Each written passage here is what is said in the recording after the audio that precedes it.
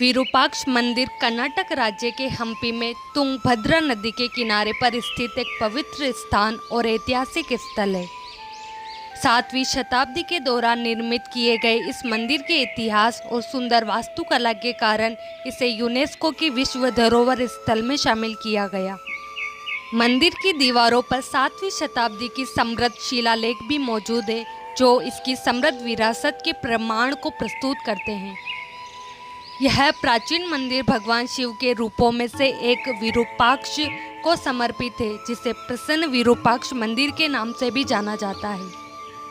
मंदिर में मुख्य देवता के साथ साथ कई देवी देवताओं की सुंदर मूर्तियां भी है, जो कलाकृतियों के माध्यम से कई देवी देवताओं की पौराणिक कहानियों को दर्शाती है। इस मंदिर का इतिहास प्रसिद्ध विजयनगर साम्राज्य से जुड़ा है। 500 साल पहले इस मंदिर का गोपुरम बना था। यह मंदिर द्रविड़ स्थापत्य शैली में बना हुआ है। तुंगभद्रा नदी के दक्षिणी किनारे पर हेमकूट पहाड़ी की तलहटी पर बने इस मंदिर का गोपुरम 50 मीटर ऊंचा है। भगवान शिव जी के अलावा इस मंदिर में भुवनेश्वरी और पंपा की मूर्तियां भी बनी हुई है। इस मंदिर के पास छोटे छोटे और मंदिर है, जो कि अन्य देवी देवताओं को समर्पित है। देवराय द्वितीय के शासनकाल में उसके कमेंडर लंकन द्वारा निर्मित द्रविड़ स्थापत्य शैली में यह मंदिर ईंट तथा चूने से बना है।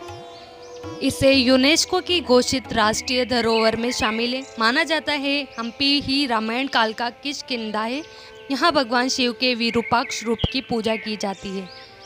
इस मंदिर में स्थापित शिवलिंग की कहानी रावण और भगवान शिव से जुड़ी हुई है। इस मंदिर की मुख्य विशेषता यहाँ की शिवलिंग है, जो दक्षिण की ओर झुका हुआ है। पौराणिक कथाओं के अनुसार रावण जब शिवजी के दिए हुए शिवलिंग को लेकर लंका जा रहा तो यहाँ पर रुका था। उसने इस जगह एक बूढ़े आदमी को शिवलिंग पकड़ने के लिए दिया था। उस बूढ़े आदमी ने शिवलिंग को जमीन पर रख दिया। तब से वह शिवलिंग यही जम गया और लाख कोशिशों के बाद भी हिलाया नहीं जा सका।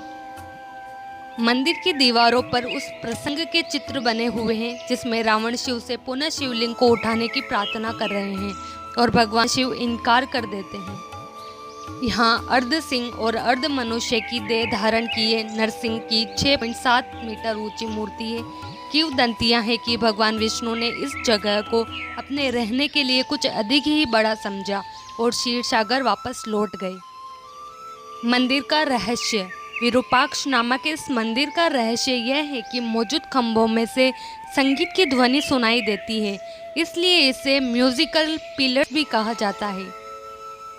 खंभों से सुनाई देने वाले संगीत के रहस्य को जानने के लिए अंग्रेजों ने इस खंभों को तोड़ दिया था, ताकि वे जान सके कि यह संगीत किस वजह से सुनाई देता है।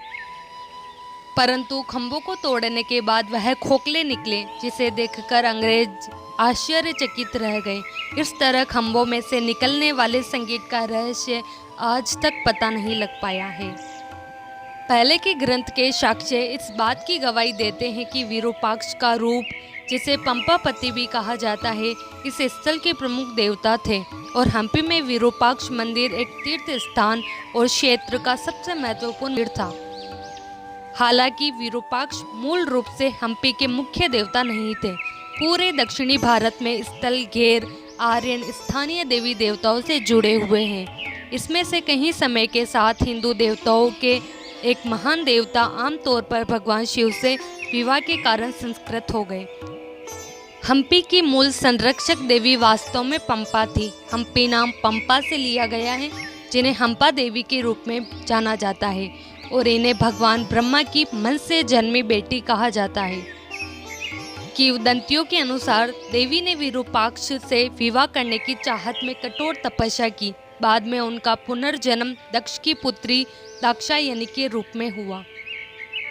उन्होंने फिर से हिमालय पर्वत की संतान पार्वती के रूप में जन्म लिया। कम से कम विजयनगर काल से लेकर आज तक विरूपाक्ष और पंपा का कल्याणोत्सव विरूपाक्ष मंदिर में सबसे महत्वपूर्ण त्योहार रहा है। विरूपा को पंपा विरूपाक्ष या पंपा के पति पंपापति के नाम से भी जाना जाता है। यद्यपि समय के यह देवी विरूपाक्ष की 2 पत्नियों में से केवल गई और उनकी पूजा विरूपाक्ष परिसर में केवल एक छोटे उप मंदिर तक सीमित रह गई। उनका तात्कालीन महत्व इस तथ्य से संकेत मिलता है कि यह स्थल, नदी जिस पर यह स्थित है, वह झील प्रमुख पुरुष देवता और यहाँ तक कि पूरा तीर्थ क्षेत्र अभी भी उनके नाम पर है। इस देवी का पंथ प्राचीन काल से चला आ रहा है, संभवतः एक जलीय देवी थी। इसका संकेत इस तथ्य से मिलता है कि इस स्थल पर तुंगभद्रा नदी और एक झील को पंपा नाम से भी जाना जाता है। देवी पंपा का पहला विशिष्ट संदर्भ विरूपाक्ष मंदिर के उत्तर में दुर्गा देवी मंदिर में 1199 के शिलालेख में है। दूसरी ओर विरूपाक्ष नाम का शाब्दिक अर्थ है भगवान शिव, तिरछी आंखों वाले या गलत आंखों वाले। विरूपाक्ष हेमकूटा का स्वामी है। स्थानीय पहाड़ी जिसकी तुलना हिमालय पर्वत से की जाती है, पवित्रता और महत्व में हेमकूटा पर विरूपाक्ष लिंग को 68 स्वयं भी लिंगों में शामिल किया गया है, जिन्हें विशेष पवित्र माना जाता है क्योंकि वे स्वयं प्रकट होते हैं। विरूपाक्ष या पंपा मंदिर हम्पी में तीर्थ यात्रा का मुख्य केंद्र है। यह मंदिर कलात्मक रूप से संरचित है और मंदिर की मीनारें प्रशंसा की पात्र है। यह 15वीं शताब्दी के पूर्वार्ध का है और 16वीं शताब्दी में कृष्णदेवराय द्वारा इसका जीर्णोद्धार किया गया था। इस मीनार का निर्माण इस प्रकार किया गया है कि इस विशाल मीनार की उल्टी छाया गर्भगृह के पीछे एक छोटे से छेद से होकर मंदिर की पश्चिमी दीवार पर पड़ती। मंदिर का विस्तार इसमें मंडपों, उपमंडपों, स्तंभित दीर्घाओं आदि को जोड़कर किया गया ताकि एक छोटे मंदिर से यह एक व्यापक मंदिर परिसर में विकसित हो सके। इस मंदिर में भुवनेश्वरी का एक अलग मंदिर और विजयनगर के आध्यात्मिक संस्थापक विद्यारण्य का मंदिर है। आंतरिक प्रकर में 12वीं शताब्दी के मंदिर और स्तंभ शामिल है। हम्पी में विरूपाक्ष मंदिर भगवान शिव के एक रूप भगवान विरूपाक्ष की पूजा करने वाले तीर्थ यात्रियों के लिए खुला है। मंदिर के अग्रभाग को कामुक मुद्रा में जोड़ा की मूर्तियों से सजाया गया है। रंग मंडप मंदिर परिसर का एक हिस्सा है और उसमें सुंदर रंगीन भित्ति चित्र है। तुंगभद्रा नदी के किनारे स्थित मंदिर परिसर खंडहरों, गुफाओं और शिलाओं से घिरा हुआ है। विजयनगर काल के दौरान विरूपाक्ष का उत्कृष्ट महत्व शहर और राज्य के अन्य हिस्सों में इस देवता को समर्पित मंदिरों की स्थापना में परिलक्षित होता है।